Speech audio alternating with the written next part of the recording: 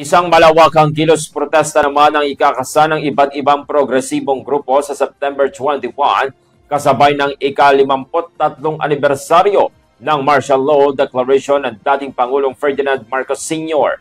Kita ng mga rallyista, panahon na para panagutin ng mga opisyal at kontraktor na dawit sa maanumalyang flood control projects at siguruhing hindi nasasayang ang pera ng taong bayan.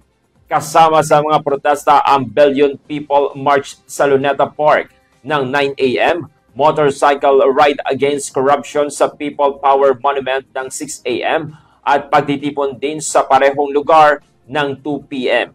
Ayon sa mga grupong tulad ng Akbayan, Youth at Tindig Pilipinas, dapat bantayan ang investigasyon sa korupsyon na kinasasangkutan ng ilang politiko, kontratista at DPWH.